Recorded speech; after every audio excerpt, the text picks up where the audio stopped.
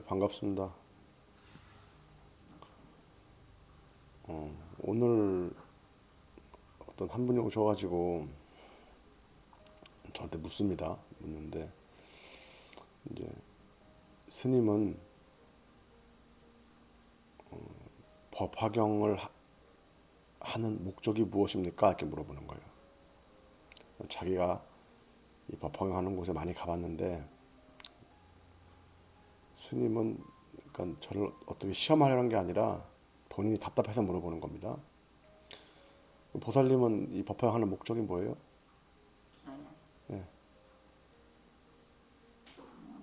폭파는 나중에는 내한테는 딱 맞아. 맞아는 많은 경이 있는데 왜 그쪽에 법 화경이냐는 거죠. 폭파는 이 시대에 좀 맞고 이 시- 저한테 맞고 시간이나 모든 게 다 맞아. 이 시절에 맞다, 그죠? 그럼 이제 우리가 이 사바세계, 이 지구에 왜 왔느냐, 우리 인간이 이제 사바세계에 온 이유는 그 학습을 하려고 온 거예요, 학습을. 그러니까 땅의 비밀을 그 밝혀내는 겁니다. 천장집이라 그랬잖아요. 하늘은 덮여 있고 땅은 비밀로 되어 있다 했잖아요. 땅의 비밀이 뭐냐면은 땅에서 어떤 원소를 만들어 찾았더니 그것이 자동차가 되더라. 땅에서 무엇을 만들었더니 또 그것이 이제 그뭐 스마트폰의 어떤 또 부품이 되더라. 이렇게 가지고 이 사람들이 이제 땅에서 이 땅의 비밀을 다 이제 밝혀낸단 말이에요, 지금요. 그래서 이제 조금 있으면은 이제 뭐 바닷물, 자동차에 바닷물을 집어넣으면은 그 연료가 돼가지고 막 만 킬로를 가고 이런 시절이 온단 말입니다. 그거 이제 물 속에 있는 그 이제 수소하고 산소를 분해시켜가지고 또 수소끼리 또 이제 태양 같은 융합을 하게 되면서부터 에너지가 나오고 이런 것들이 이제 다 있어요, 비밀 속에. 그러니까 이제 나중에는 우리 인간들이 더 비밀을 발견할 게 없어요.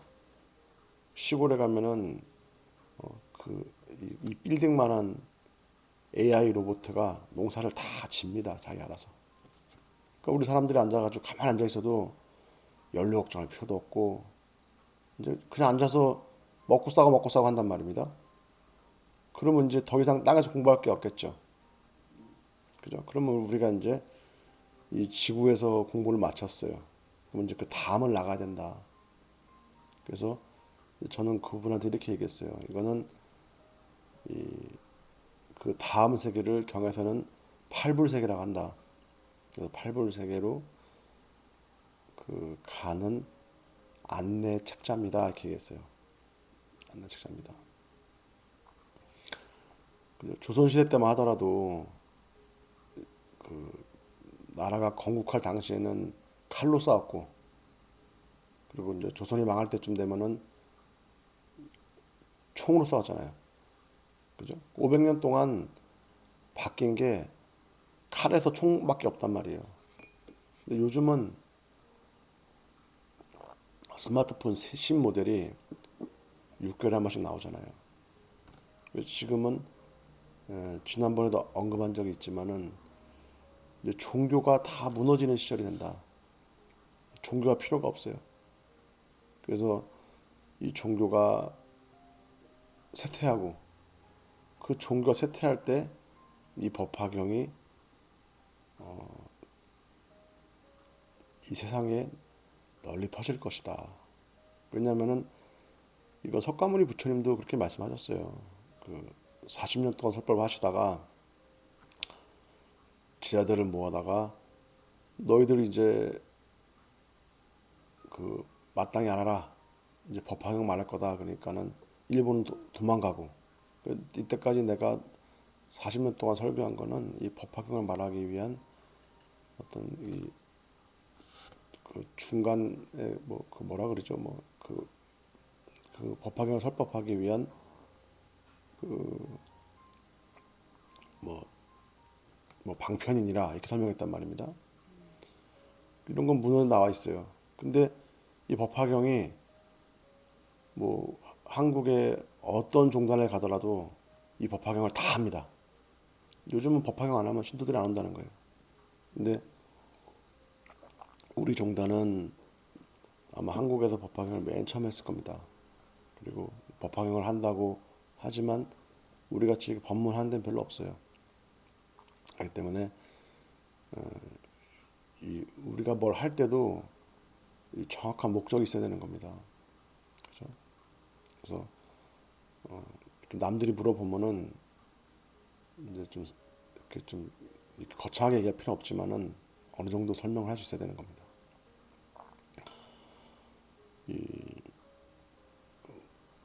그 뭐 이제 과어동방 천국도 했다 이분 공부하고 있잖아요.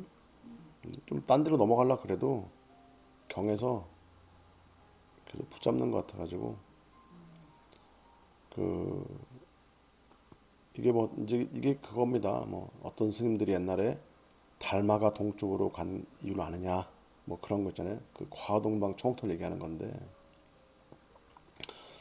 과어동방 천국토를 지나야 내하 일점이 된다. 그죠? 티끌만한 한 점이 내려온다 이런 거거든요. 그래서 그 점을 구하자는 거거든요. 그러니까 이제 어저께 법문하면서 우리 사람들이 집에서는 남편도 섬기고 자식도 섬기고 또 절에 오면 스님도 섬기고 스님은 또 신도를 섬기고 이렇게 하면서부터 이제 과오동방 청토가 돼가지고 내하일점에 내려오는 거를 얘기하는 거예요. 근데 그 사람들 마음속에 말로 하진 않지만은 항상 남들을 자기보다 이렇게 그 아래로 본단 말이에요. 그러니까 어떻게 표현하냐면은 내가 상대방보다 더 낫다 이런 것들을 내년에 있는 분들이 있어요. 그런 분들은 이제 표현하지 말을 하진 않지만은 이 내하일점 받아갈 수가 없는 거예요. 왜냐면은 이제 어떤 그 살 어떤 그렇게 이제 그것을 이제 분별하는 이유가 내가 당신보다 너 더 비싼 아파트에 살아서 아니면은 내가 당신보다 더 아들을 잘 키워서 뭐 이런 거를 하는 게 아니라 상대방이 내가 하지 않은 경험을 가지고 있으면은 그분은 나보다 위에 놓는 게 맞는 거예요. 비구니 스님이 시집과 자식을 안 낳았으면은 절에 온 이제 여성 신도님들로부터 뭔가를 배워야겠다 이런 마음을 먹다 보면은 거기서부터 이제 과어동방 천국토가 돼가지고 내려오는 빛이 있고 신도님들도 아 우리는 출가해서 스님을 3주도 안 해봤으니까 그러니까 그 오랫동안 스님 한 분의 말씀을 좀 듣고 따라하겠다 할 때부터 거기서부터 그게 달마가 동쪽으로 간 까닭인 거예요. 동쪽으로 갔다. 그러니까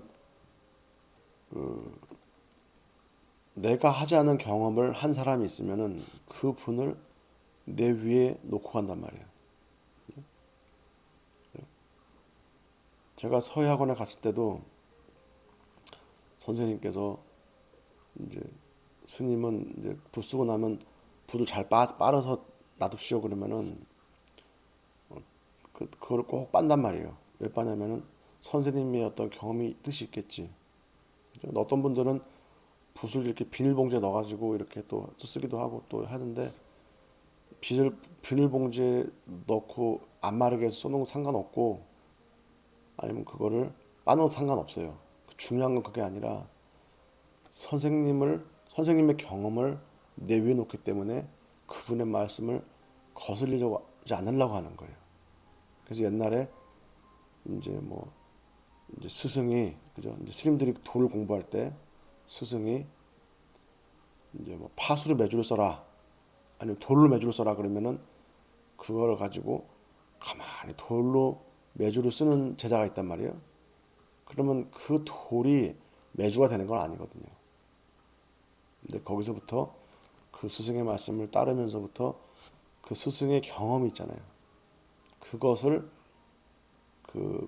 이제 우리가 요즘에 공부하면서 이 우주에 있는 노력, 스승의 경험, 노력 이것이 보이지 않지만 그것이 나에게 찾아와서 나를 도와준다. 이런 내용인 거예요. 그렇기 때문에 우리가 제사도 지내는 겁니다. 우리가 제사를 지내는 거는 그 돌아가신 영가를 한테 제사를 지내는 건데, 근데 이제 어떤 분들은 49제라 하지만 49제는 이 서방 정토를 얘기하는 겁니다. 서쪽이 4구금이잖아요. 49일이 아니라 이제 우리 후손들이 49일 동안 정성을 들이는 거는 그건 정성이고, 4구란 숫자의 의미는 뭐냐면은 동쪽에 뜬 해가 서쪽으로 지고 넘어가야 다시 또 동쪽으로 뜰 거 아니에요, 그죠? 그러니까 4구로 넘어갔단 말이에요. 그거 이제 아미타불 부처님 계신 곳이다 이렇게 말하는데, 서쪽으로 건너갔으면, 그죠? 제사 때 우리가 차례를 지내면 그분이 안 올 거 아닙니까?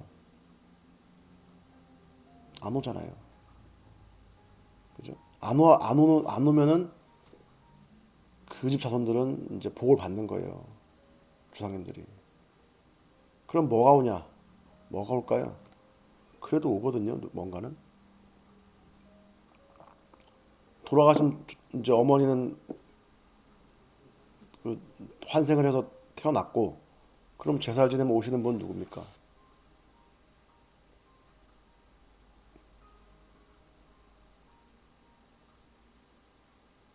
그것도 어머니예요. 어머니의 노력, 아까 얘기한 어머니의 경험, 노력 이것들이 이 그분들도 어머니거든요. 쉽게 설명드리자면은